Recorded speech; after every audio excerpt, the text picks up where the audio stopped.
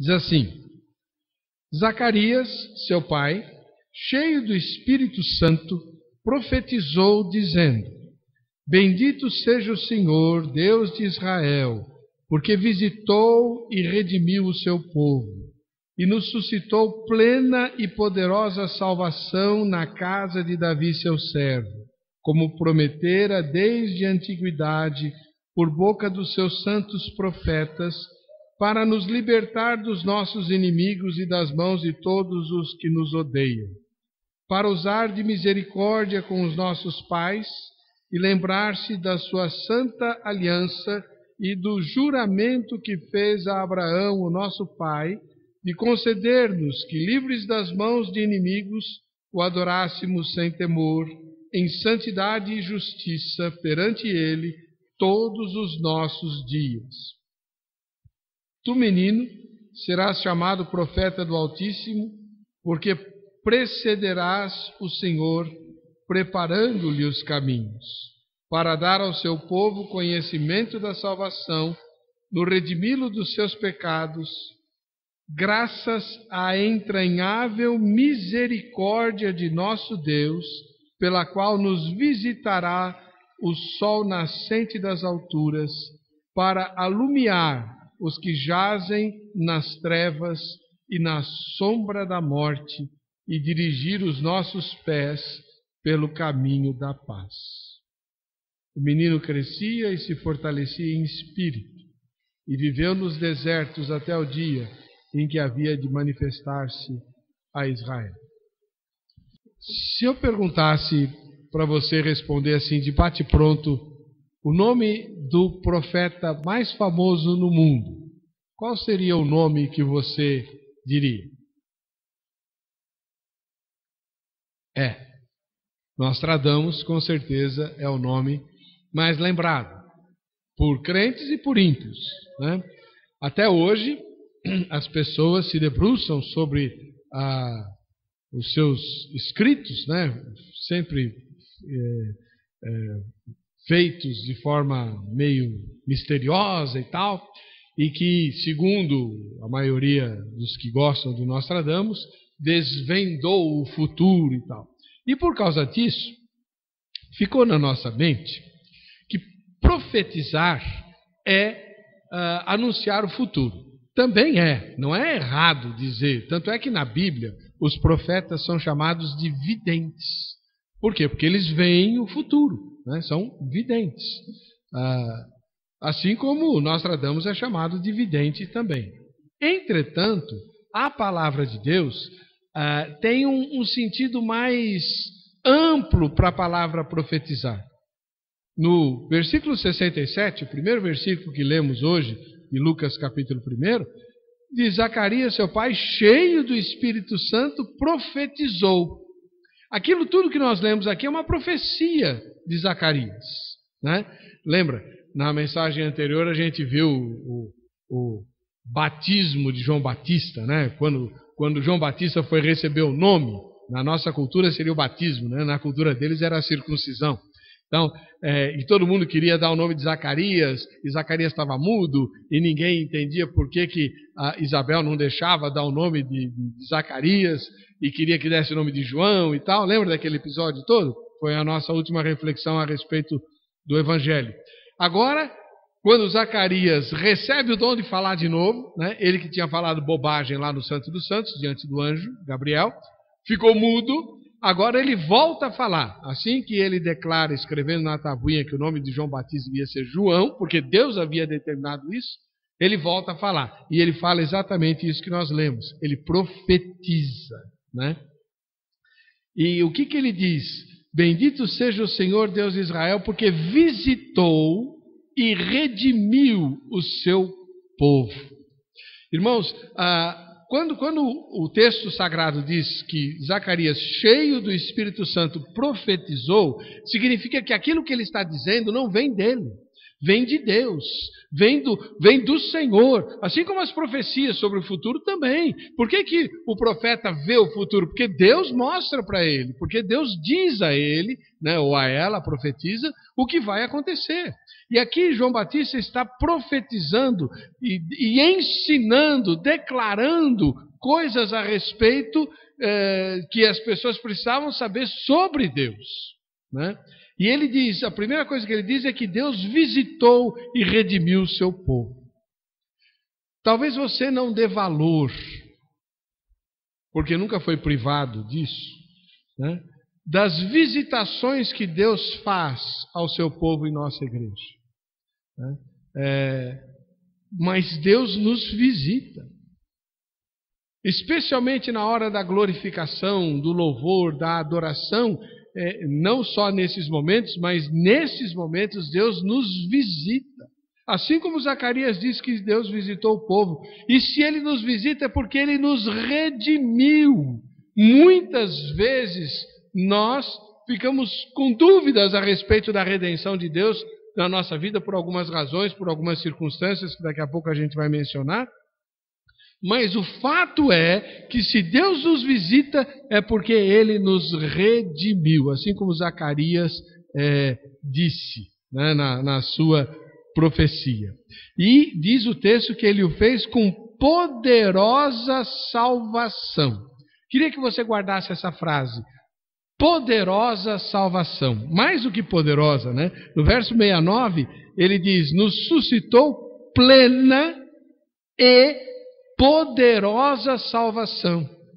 Plena e poderosa salvação é uma frase que se refere a alguma coisa grande, completa, absoluta. Não a algo fútil, não a algo frágil, não a alguma coisa que hoje existe e amanhã não existe mais. Não, plena e poderosa salvação. E diz o Zacarias, profeta, para nos libertar do inimigo e de quem nos odeia. Quem é o nosso inimigo e quem é que nos odeia? O diabo é o primeiro deles. Não é o único, né? Mas é o primeiro, o mais poderoso inimigo que nós temos. A Bíblia diz que aquele que não está em Cristo, né, está debaixo do poder de Satanás. Mesmo que não creia nele, mesmo que não acredite nele, mesmo que não esteja querendo agradar ao diabo, já está agradando. Quem não é de Deus pertence ao mundo das trevas. A conversão nada mais é do que a conscientização dessa realidade e o desejo de mudar de lado. Por isso que a Bíblia vai dizer que o Senhor nos transportou do império das trevas para o reino do Filho do seu amor. A conversão é uma mudança de mundo. Nós saímos do mundo que jaz no maligno, né, onde o príncipe desse mundo governa para destruir as pessoas, e vamos para o reino do Filho do seu amor. O Senhor Jesus Cristo faz esse transporte e nos leva para Deus. Então, quando Zacarias fala em salvação e redenção, ele pode não estar falando de saúde perfeita, de felicidade perfeita, de alegria completa, de satisfação total. Ele pode não estar falando da superação de dificuldades orgânicas ou psicológicas ou emocionais, mas ele está falando de uma salvação completa e perfeita. Ele está falando de você não é mais de Satanás, você não está mais destinado ao inferno, nem a perecer no lago que arde com fogo e enxofre, você pertence a Deus, pertence a Jesus. Essa é a verdade. Fomos libertos das mãos do inimigo que nos odeia. Às vezes a gente nem se dá conta disso, né? Nem nos damos conta disso. Mas o fato de você estar protegido de Satanás é algo fantástico. Eu me lembro que quando eu era seminarista, fiz 2 viagens para o sul. Naquela época eu tinha anseios, né, de ser pastor no sul e tal. Gosto muito do sul. Naquela época eu gostava muito de frio, hoje eu detesto, né? Então eu fui 2 vezes no inverno para lá, nas férias de julho e tal. E uma das vezes eu preguei na congregação da Igreja Presbiteriana Independente, lá em Porto Alegre.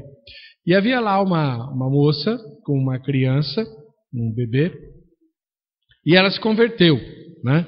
Eu fiz o apelo e ela se converteu.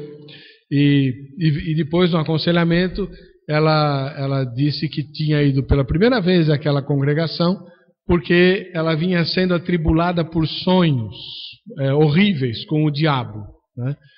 Ela tinha participado de uns rituais aí e tal, e aí ela sonhava todas as noites com o diabo, acordava apavorada, e ficou com medo de dormir, não conseguia mais dormir, né? Porque medo de dormir, porque ia sonhar e assim por diante. Enfim, oramos, repreendi o mal, aconselhei, instruí ela a ler a Bíblia. Eu ia voltar uma semana depois, ou 10 dias depois, eu ia voltar lá para pegar o ônibus e voltar para São Paulo. Ia pregar de novo lá. E de fato, no outro domingo que eu lá estive, lá estava ela de novo, toda sorridente, tudo. Aí eu perguntei, e aí, sonhou? Sonhei. Falei, ai. Como assim? Né?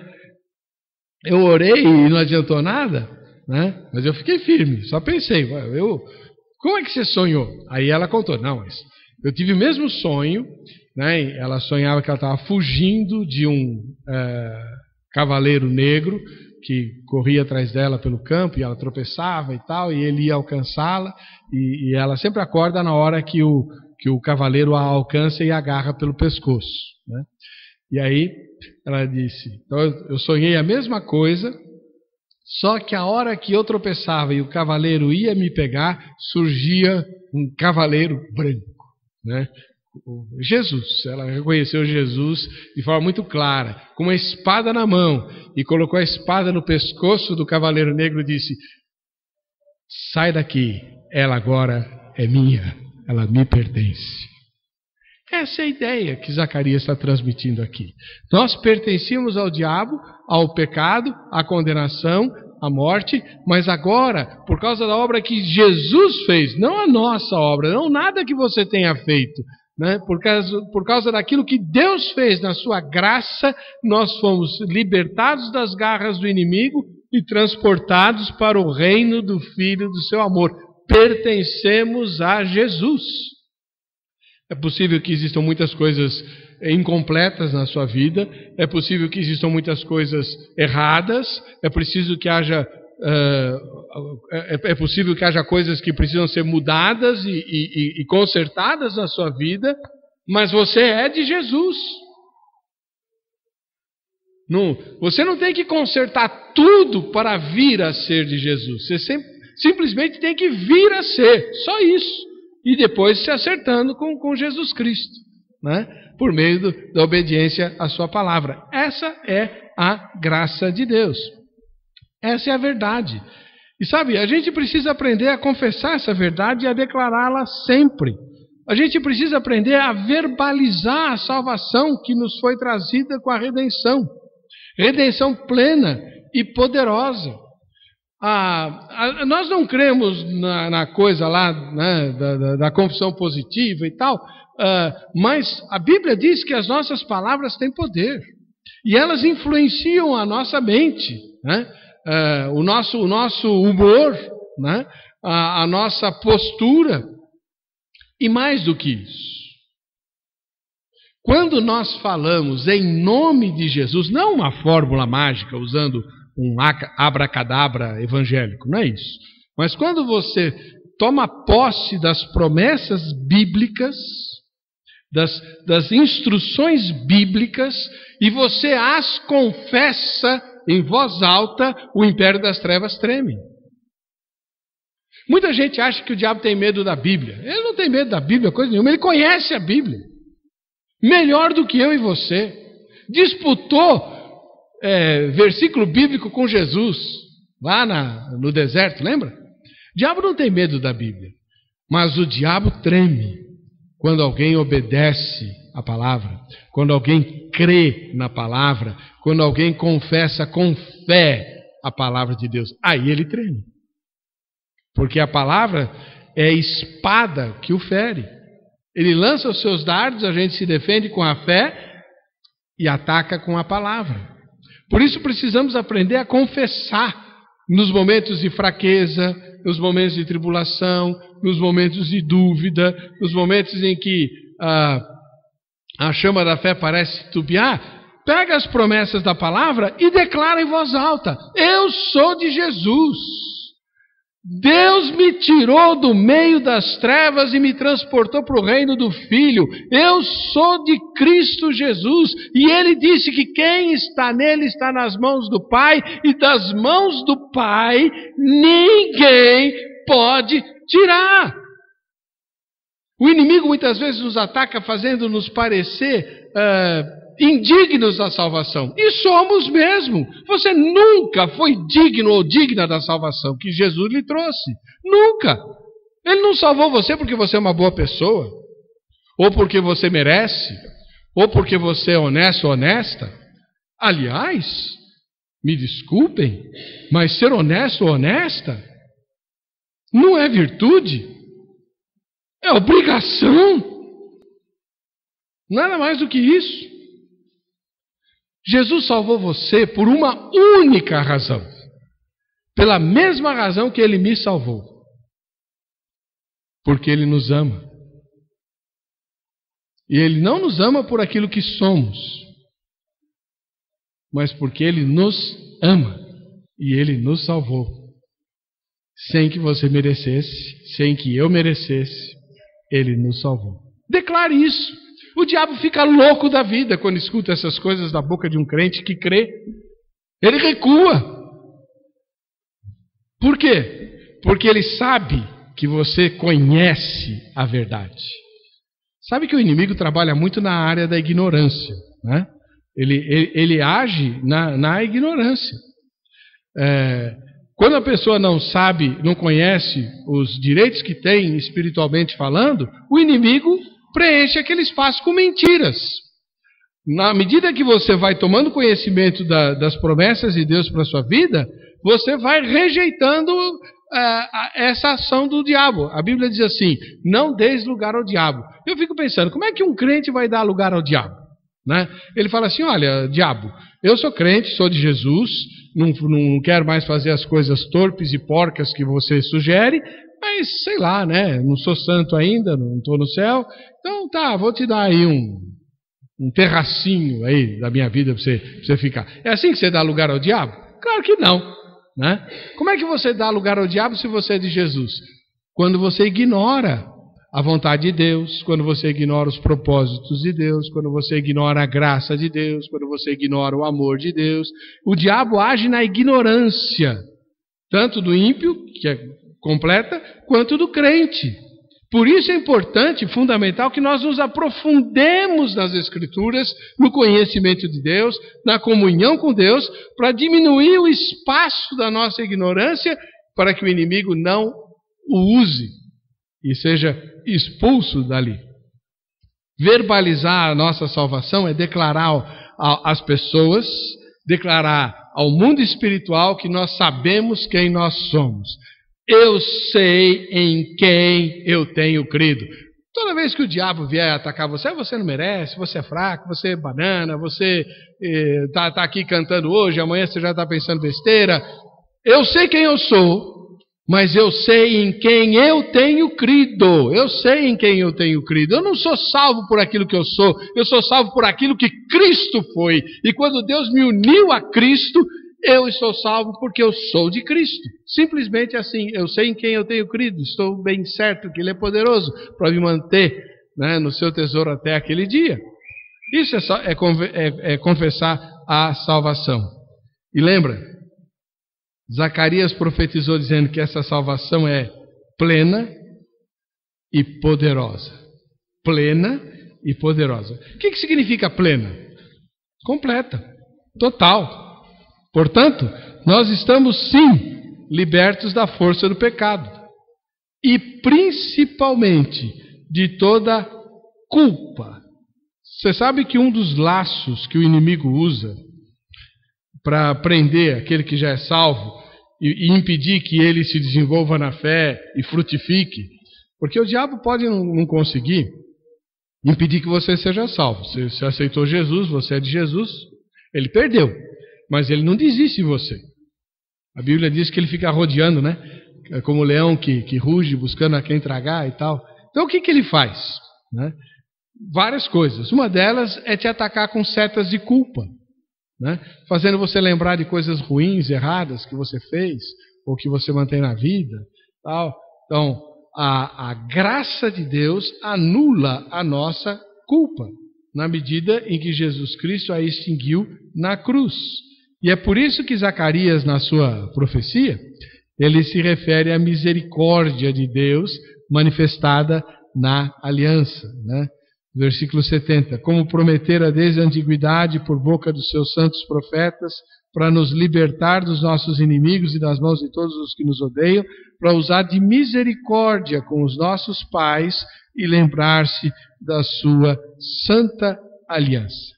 Veja, a misericórdia de Deus tem que ser lembrada, verbalizada.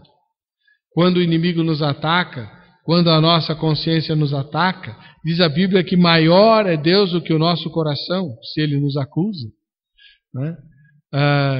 Nós muitas vezes damos espaço às palavras do nosso inimigo, porque elas são, entre aspas, verdadeiras.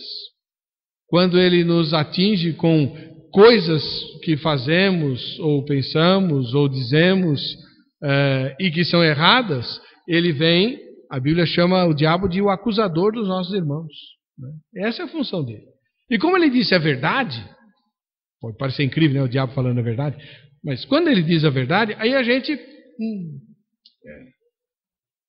Não faça isso. Você pertence a Jesus. Todos os seus pecados estão debaixo do sangue do Cordeiro. Esses pecados foram pagos. Faz de conta que pecado é uma confissão de dívida. Então, você está devendo lá nas Casas Bahia, né? Interessante, né? Quando você vai comprar alguma coisa nas Casas Bahia, sempre o cara pergunta: o senhor tem cadastro aqui? Algum brasileiro não tem? Né? Algum brasileiro não tem nas Casas Bahia? Gente, né? Enfim, você ficou devendo lá nas Casas Bahia um dinheirão. Aí eles querem executar a dívida e tal, pegar os bens que você tem e tal. Aí eu apareço lá, né? Sou o seu pastor, e eu pego e falo: qual é a dívida? A dívida é R$75 mil. Eu pego meu cartão de crédito, todo poderoso, está aqui, está pago. Eles quitam a dívida, ok? Quitei a dívida, ela está paga. Quanto é que você deve? Nada. Vamos imaginar que daqui, 6 meses, um oficial de justiça bata a sua porta, diga: olha, eu vim cobrar a dívida de R$75 mil que você ficou devendo lá nas Casas Bahia. Você vai dizer assim: ai, é verdade, eu não paguei, porque você realmente nunca pagou, né? Você nunca pagou, né? Não paguei essa dívida, que coisa, é verdade e tal. Você vai ficar assim, ou você vai dizer: espera um pouquinho, eu não paguei, mas a dívida foi paga. Pode pesquisar lá, você não vai entrar na minha casa não vai penhorar bem nenhum não, essa dívida está paga, essa dívida está paga. Não é assim que você vai reagir? Você não pagou, mas alguém pagou. E ela está paga, ela não existe mais, ela foi extinguida. Decore Colossenses 2,15. O apóstolo Paulo diz lá que na cruz o Senhor Jesus Cristo expôs ao desprezo os principados e as potestades e triunfou deles na cruz, cravando nela a nossa escritura de dívida. Você não deve mais nada, porque Jesus pagou e acabou. Ninguém pode cobrar essa dívida mais, ela está paga. Esquece. Deus esqueceu o seu pecado. Diz lá um profeta que ele jogou lá no fundo do mar e pôs uma plaquinha de proibido pescar, né? Ninguém mais pode resgatar isso. É por isso, irmãos, que a partir do verso 74, a profecia de Zacarias vai falar de perfeita adoração, né? Na medida em que nós somos alvo da perfeita redenção, agora nós somos convidados à perfeita adoração. Diz o texto, né, de conceder-nos que, livres das mãos de inimigos, o adorássemos sem temor, em santidade e justiça perante Ele todos os nossos dias. O alvo de Deus, ao nos redimir, é que, uma vez libertos do inimigo, né, seja o diabo, o pecado, enfim, nós adoremos a Deus. O objetivo de Deus é que nós nos tornemos adoradores dele. Por isso é tão fantástico o momento da glorificação aqui na igreja. E especialmente quando a gente canta músicas como as de hoje, né, que nos convidam a entrar na sala do trono de Deus. Imagine você, quem você é, né, com todos os seus problemas, defeitos, com todas as suas imperfeições, com a sua pequenez diante do universo, e você é introduzido na sala do trono daquele que criou e sustenta e governa e mantém todas as coisas no universo. Pense nisso. Você vai ser menor do que uma pulga ali, né? Mas Deus vai estar olhando para você e recebendo a sua adoração, o seu louvor. Sabe por quê? Porque você pode ser menor do que uma pulga na sala do trono, mas o Filho do Rei veio a esse mundo para resgatar a sua alma de pulga e levá-la para permanecer eternamente no céu.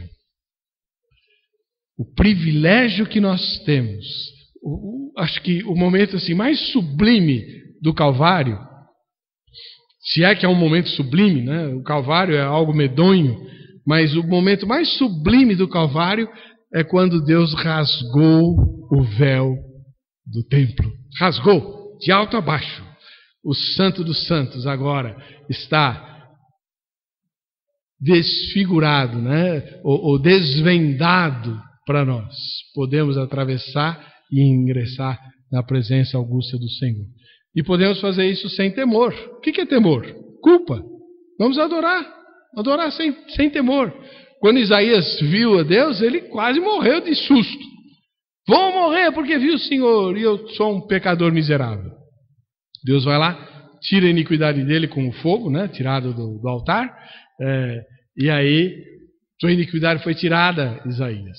Vamos adorar a Deus sem culpa, sem temor. Segundo lugar, adorar em santidade, diz o Zacarias, né? Adorássemos sem temor, em santidade e justiça. Ora, quem é mais limpo? Aquele que nunca se suja ou o que constantemente se lava? Bom, é impossível não se sujar. Então vai ser mais limpo aquele que constantemente se lava. A ideia é que nós devemos adorar buscando não pecar. Sabe, irmãos, nós temos duas atitudes em relação ao pecado, né? Normalmente a gente ou é acomodado, conformado. Eu sou pecador, né? Nasci assim, né? Cresci assim. Os Gabrielos da vida aí, né? Então, não tem jeito, não mudo mesmo, tal, mas Jesus morreu por mim, eu estou salvo. Esse é o crente acomodado, o crente conformado, né? E a segunda atitude é a atitude do inconformismo, né? Da luta constante. Se você olhar para as cartas de Paulo, para as cartas de Pedro, para as cartas de João, para a carta de Tiago, para a carta de Judas, você vai ver claramente lá que os apóstolos lutavam contra o pecado. Deles. Não só da igreja, dos outros, mas deles. A ideia de você se acomodar porque você já está salvo é uma ideia diabólica. Deus espera que nós lutemos constantemente contra os nossos defeitos, contra os nossos erros, contra os nossos pecados. Ele nos convida a fazer isso. e vai nos transformando de glória em glória, até chegarmos à estatura da varonilidade de Jesus, como já foi um moto nosso poucos anos atrás. Então a ideia de nos conformarmos com a situação que a gente está é completamente errada. Buscar em santidade significa lutar contra o pecado. Não se descabelando, né? Ou se chicoteando, como fazia Lutero lá no mosteiro dele. Isso não adianta nada. Mas trabalhando em oração, para que Deus dê estratégias para que a gente escape do pecado. Saiba que você nunca vai escapar da tentação, né? Ela vai estar o tempo todo ali. Nem Jesus escapou. Vai você ficar sem tentação? Só porque você é bonitinho, bonitinho? Não. O diabo vai fazer o papel dele. E você faça o seu. Resista. Resistir ao diabo e ele fugirá de vós, diz a palavra. E a terceira coisa da perfeita adoração é que nós devemos adorar em justiça. Sabe o que é adorar em justiça? Quando eu li isso lá, eu estava no Vale da Bênção quando fiz essa contemplação. O que é adorar em justiça? Né? E fiquei pedindo que Deus me desse uma resposta. E eu pensei, adorar em justiça é procurar fazer o bem.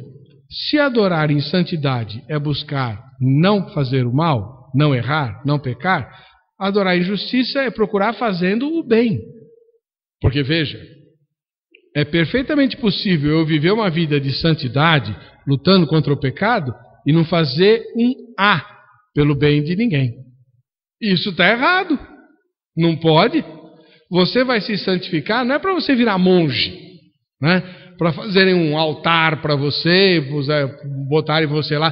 Tem uma igreja aqui no Brasil que eu não entendo como é que é possível que exista, mas existe. E com hinos e tudo, você encontra na internet. A igreja da Santa Vó Rosa. Já ouviu falar na Santa Vó Rosa? Né? Parece, quando me contaram, eu achei que era piada de incrédulo zombando de crente. Pior que não é, é tudo verdade. A Santa Vó Rosa foi uma senhora muito santa, né? O gesto dela mais santo, ela tinha uma tesourinha na bolsa, e quando a moça chegava na igreja com a saia curta, ela ia lá e desmanchava a barra da saia da moça no meio do culto e tal, né? Essa é a Santa Vó Rosa, entre outras coisas que a santa fazia. E hoje ela é venerada como santa. Tem uma igreja para ela e tem hinos que se cantam para ela. Tá? Aqui em São Paulo, não é na Conchinchina, não. Né? Então, buscar santidade pode transformar você numa pessoa muito esquisita, se ela não vier acompanhada de buscar justiça, de fazer o bem, de ser útil a alguém. Né? A luta contra o pecado é não fazer o que é errado e fazer o que é certo. Isso é que nos torna, né, filhos completos de Deus. Quando a palavra diz que a redenção é completa, é porque ela quer nos transformar nisso. Em gente que se esforça para fazer o bem. Em gente que gasta tempo, gasta dinheiro, gasta paciência, gasta amor, cuidando de quem precisa disso e muitas vezes não merece. Eu nem preciso citar exemplos. Eu tenho certeza que você que frequenta aqui a igreja sabe de gente assim, carente de tudo, mas que não responde, né, com amor, com carinho, ao amor e carinho que recebe. Às vezes responde com hostilidade, às vezes responde com malcriação, com desprezo, com desobediência. Mas insista. Eu tenho visto mudanças. E no momento que eu estava mais angustiado e mais desanimado com os poucos projetos da nossa igreja envolvendo a ação do bem, em promover a justiça, veio o pastor Django aqui e acabou com o meu desânimo, né? Falou rasgadaço que ele também tinha passado por isso, e que as pessoas em quem ele investiu, várias delas se transformaram em pastores, apesar de todo o desespero dele durante o processo. Você está entendendo o que eu estou falando, né? Adorar a Deus sem temor ou culpa, em santidade, buscando não pecar, e em justiça, fazendo bem todos os dias, disse o profeta, né, Zacarias. Não é o profeta Zacarias do Antigo Testamento, é o Zacarias, pai de João Batista. E para terminar, irmãos, a profecia dele, né, nos versos 76 diz: Tu, menino, serás chamado profeta do Altíssimo, porque precederás o Senhor preparando-lhe os caminhos, para dar ao seu povo conhecimento da salvação, no redimi-lo dos seus pecados, graças à entranhável misericórdia de nosso Deus, pelo qual nos visitará o sol nascente das alturas, para alumiar os que jazem nas trevas e na sombra da morte, e dirigir os nossos pés pelo caminho da paz. Assim como João Batista, irmãos, nós também somos chamados para sermos profetas do Altíssimo. Como? Desvendando o futuro? Não. Se Deus der esse dom, amém. Mas na medida em que nós damos ao povo de Deus conhecimento da salvação, na medida em que nós damos ao povo de Deus conhecimento a respeito da redenção dos pecados, né? Como diz Zacarias, fruto da entranhável misericórdia de Deus, nós estamos sendo profetas de Deus, né? Essa misericórdia de Deus que nós anunciamos, que vai promover a tal visitação que traz luz aos que estão nas trevas e na sombra da morte, né? Luz que nos faz caminhar pela trilha da paz. O texto é muito rico, muito provavelmente de mim que vem eu vou continuar explorando a ideia de que João Batista crescia no deserto, né? Mas muitas vezes nós somos chamados a caminhar no deserto para sermos cheios do Espírito. A luz de Deus nos leva a isso. Ontem, visitando aquela casa, aquele leito, é alguém que está à sombra da morte, visível e claramente. E como é importante levar luz a esses lugares. Como é importante ser luz nesse momento. Nós somos chamados assim. Por isso somos também profetas de Deus. Para anunciar, né, a perfeita salvação que o Senhor nos deu. Além da perfeita redenção, temos que ter a perfeita pregação. A salvação que Deus nos deu é plena, poderosa, perfeita. Deus fez tudo o que prometeu que faria. E fez isso perfeitamente. Deus prometeu que iria enviar o filho da mulher para anular o que a mulher tinha feito, e ele enviou. Deus prometeu que esse filho assumiria todo o meu pecado, toda a minha culpa e toda a minha miséria na cruz, e ele assumiu. Deus prometeu que iria esmagar esse filho como castigo por essas coisas, e ele o fez. Deus prometeu que esse filho seria ressuscitado, e ele o ressuscitou. E Deus promete que ele voltará para inaugurar uma nova era, e ele certamente vai cumprir essa promessa. Sabe, irmãos, não posso, nem devo me basear ou me estribar nos meus sentidos e nos meus sentimentos. Essas verdades são reais. Creia eu ou não, sinta eu ou não. Essa é a realidade, essa é a verdade. E a salvação que Deus nos trouxe é plena, poderosa, perfeita. Sinta eu o que eu senti enquanto eu estiver nesse corpo. Por isso, não baseie a sua experiência com Deus, a sua fé, naquilo que você sente, ou imagina, ou anseia. Baseie-se nos fatos que Deus estabeleceu ao longo da história e da sua caminhada com Jesus. Claro, não é fácil. O próprio João Batista teve problemas de fé. Mas isso é assunto para outro dia. Que Deus nos abençoe.